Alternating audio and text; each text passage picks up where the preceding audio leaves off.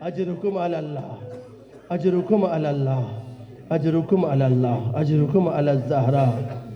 Be be جناب امیر حمزہ کی قبر پر بیٹھی ہیں کہ وہاں سے گزر ہوا لبیب ابن زیاد کا اپنی بیوی کے ساتھ جا رہا تھا۔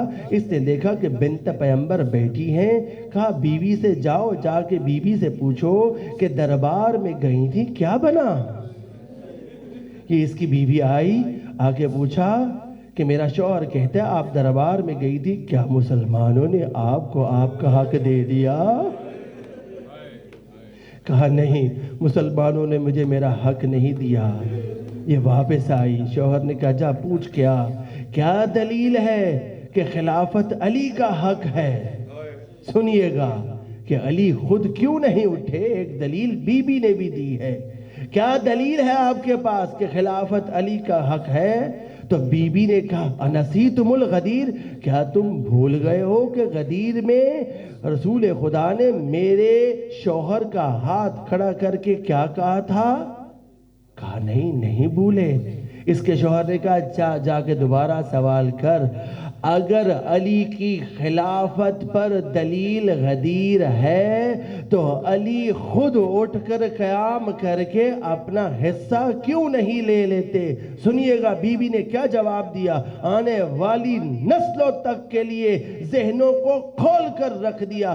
کہا کیا تم نے نبی کو یہ کہتے ہوئے نہیں سنا، یا علی انت مثل الکعبہ، تیری مثال امت میں کعبہ کی طرح ہے۔ کعبہ چل کے امت کے پاس نہیں جاتا، امت چل کر کعبہ کے پاس جاتی ہے۔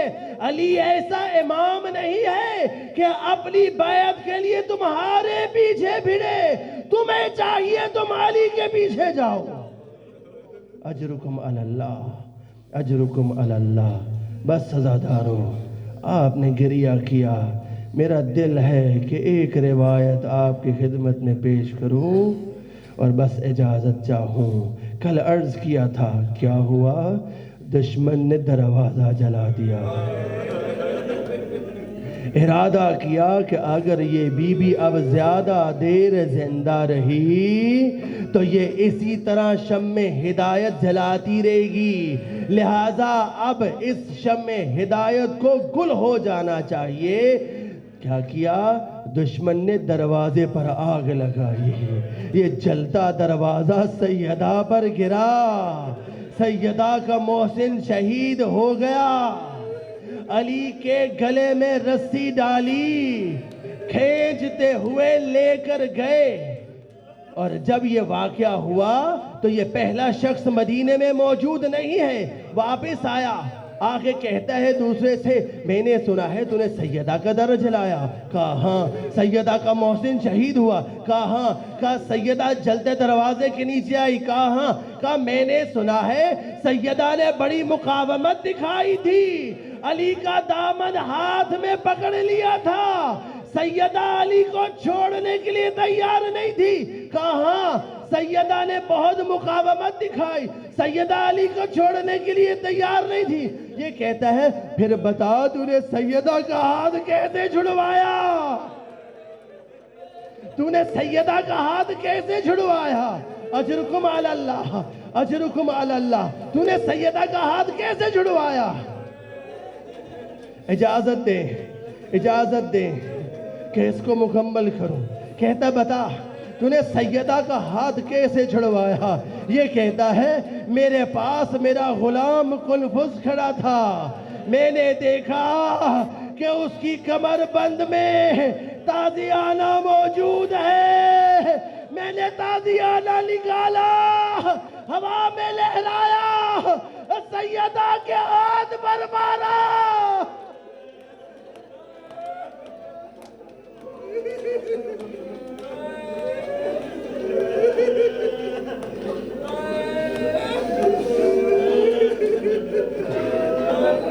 سیدہ بے ہوش ہو کر گر گئی۔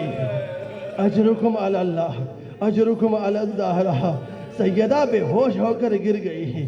یہ کہتا ہے کہ ہم علی کی گردن میں رسی ڈال کر رسول کی مسجد میں لے گئے، مسجد میں لے جا کر اس نے تلوار کو بے نیام کیا، وہ علی جو ذوالفقار کا مالک تھا، علی کی گردن پر رکھ کر کہا اگر بیعت نہیں کرو گے تو آج تمہیں قتل کر دیں گے۔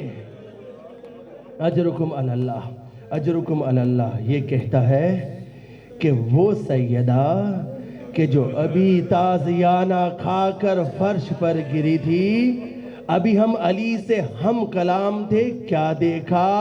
وہ بی بی اپنے شکستہ پہلو پر ہاتھ رکھ کر مسجد میں آ گئی ہے اور آ کر کہتی ہے کہ اگر علی کو نہیں چھوڑو گے تو رسول خدا کی قبر پر جا کر تمہارے لیے بد دعا کروں گی۔ بس عزادارو، بد دعا کا لفظ آنا تھا، مسجد کے در و دیوار ہلنے لگے، رسول کی قبر میں لرزہ آ گیا۔ اجرکم علی اللہ، اجرکم علی اللہ، رسول کی قبر میں لرزہ طاری ہوا۔ علی نے سلمان سے کہا سلمان جا مرشد زادی سے کہے کہ بد دعا نہیں کرنا، کہیں ایسا نہ ہو، کہیں ایسا نہ ہو کہ نبی کی محنت رائے گاں چلی جائے۔ سنو گے وہ زہرا کہ جس کا ہاتھ پسلی پر ہے، علی کو اپنی آنکھوں سے دیکھ لیا ہے، اپنے باپ کی مرکز کی طرف رخ کیا ہے، لیکن جیسے ہی اپنے زمانے کے امام کا حکم سنا، انہی پیروں پر پلٹ گئی زہرا، پلٹ گئی زہرا، کہا جو میرے امام کا حکم ہے۔ اب جب انہوں نے سنا نا کہ نبی زادی بد دعا کرے گی، یہ ڈر گئے، علی کو چھوڑا۔ اب جب علی کو چھوڑا تو سیدہ علی کو لے کر گھر کی طرف روانہ ہوئی۔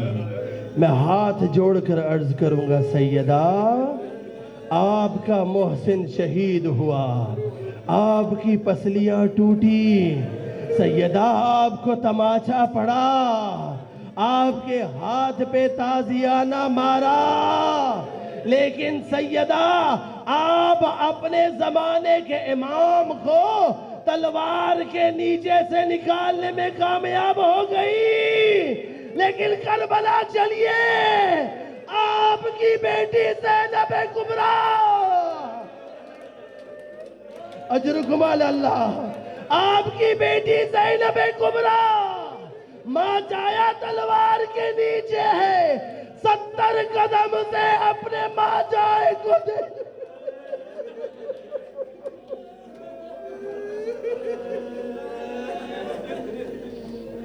اجرکم علی اللہ، اجرکم علی اللہ، اجرکم علی اللہ، خدا کی قسم روز محشر آنے دو، پتہ چلے گا کہ اس سوگ کا ثواب خدا کیا ادا کرے گا، خدا کی قسم۔ اجرکم علی اللہ، اجرکم علی اللہ، بس اجازت دے کہ میں مکمل کروں۔ اجرکم علی اللہ، سیدہ پلٹی، اب سیدہ گھر میں اکیلے چل بھی نہیں سکتی، چلتی ہے 18 سال کی سیدہ عصا کا سہارا لے کر، اور کیا بین کیے، صبت علی مصائب لو انہا صبت علی الایام سرنا لیالیا۔ اے بابا تیرے جانے کے بعد زہرا پر وہ مصیبتیں آئیں، اجرکم علی اللہ، اجرکم علی اللہ، وصیتیں کی ہیں بی بی نے، یا علی کفلنی باللیل دفلنی باللیل حتنی باللیل، اے علی مجھے رات کے اندھیرے میں دفن کیجئے گا، اے علی مجھے رات کے اندھیرے میں غسل دیجئے گا، اے علی میرے بچوں کا خیال رکھیے گا، بالخصوص میرے حسین کا خیال رکھیے گا۔ کیا محبت ہے سید الشہداء سے، علی میرے حسین کو رات کو بہت پیاس لگتی ہے، یہ رات کو اٹھ اٹھ کے پانی مانگتا ہے، میرے حسین سے پریشان نہ ہوئیے گا۔ مختصر کروں گا۔ سیدہ اسما سے کہا کہ میں نے کھانا بنا دیا ہے، میرا وقت آخر ہے، اپنے حجرے میں جا رہی ہوں۔ اگر میری تسبیح کی آواز آتی رہے سمجھنا زہرا زندہ ہے، لیکن اگر تسبیح کی آواز بند ہو جائے سمجھنا زہرا نے اگلا سفر شروع کر دیا ہے۔ بچے مسجد میں گئے ہوئے تھے، بیٹیوں کو بنو ہاشم میں بھیج دیا۔ اب جب نماز کا وقت ختم ہوا تو چونکہ سیدہ کی وصیت تھی، اسما سے کہا تھا اسما جب میرے بچے گھر میں آئیں تو پہلے ان کو کھانا کھلانا، کہ ایسا نہ ہو میرے بچے بھوکے رہ جائیں۔ اب جب پہلے مرحلے میں بچے گھر میں داخل ہوئے تو کہا حسن آپ بیٹھیے میں دسترخوان لگاتی ہوں۔ حسن نے عجیب نظروں سے اسما کی طرف دیکھا، کہا کیا کبھی ایسا وقت بھی آیا ہے کہ ہم اماں کے بغیر کھانا کھائیں؟ آپ کو پتا ہے کہ ہم ماں زہرا کے بغیر کھانا نہیں کھاتے۔ ماں زہرا کہاں ہے؟ کہا ماں زہرا حجرے میں ہے۔ حسن داخل ہوئے، جا کے سلام کیا، السلام علیک یا اماں۔ جواب نہیں آیا حسن کو۔ آگے بڑھے، اب ماں کے چہرے سے جو اس چادر کو ہٹایا، کیا دیکھا ماں بے حس و حرکت پڑی ہے، روتے ہوئے باہر آئے۔ اسما سے کہا اسما ہماری ماں تو مر گئی۔ کہا جاؤ جاؤ بابا علی کو بتاؤ۔ سنیے گا وہ علی جو اتنا مضبوط تھا کہ جیسے ہی حسن نے مسجد میں جا کر بابا کو اطلاع کی نا، جا کے بابا کی ابا کو پکڑا اور بڑی معصومیت سے کہا یا ابتا ماتت امنا، ہماری ماں مر گئی ہے۔ تاریخ کہتی ہے علی اوندے منہ مسجد میں گر گئے، برداشت نہیں کر سکے۔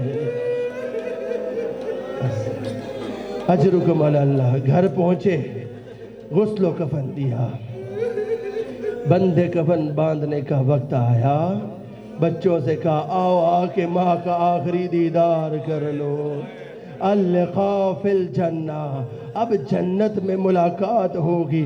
ذرا تصور تو کیجئے جب امیر المومنین نے یہ کہا ہوگا بچوں اب ماں کا چہرہ نظر نہیں آئے گا، بچوں پر کیا گزری ہوگی۔ بیٹیاں آئیں، اپنے آپ کو ماں کے قدموں پر گرایا۔ حسن آئے، اپنے آپ کو ماں کے سینے پر گرایا۔ ایک بچہ ہے جو اپنی جگہ سے ہلتا نہیں ہے۔ کہا حسین آؤ آگے ماں کا آخری دیدار کر لو۔ کیا جواب دیا حسین نے؟ حسین نے کہا بابا جب میں گھر کی دہلیز پر آتا تھا ماں زہرا دونوں ہاتھ کھول کر کہتی تھی میرا حسین آ گیا، ماں سے کو اپنے حسین کو آواز دے۔ کہا ماں آواز دینے کے قابل نہیں یا منابر نقل کرتے ہیں، مقتل کہتا ہے ایک جملہ بولا حسین نے۔ کیا جملہ بولا؟ بولا اماں تجھے غربت حسین کی قسم ایک بار حسین کو آواز دے۔ بندے کفن کھل گئے، فضم فی صدرہا، زہرا نے حسین کو اپنے سینے میں سموڑ لیا۔ انا للہ و انا الیہ راجعون۔ ماتم زہرا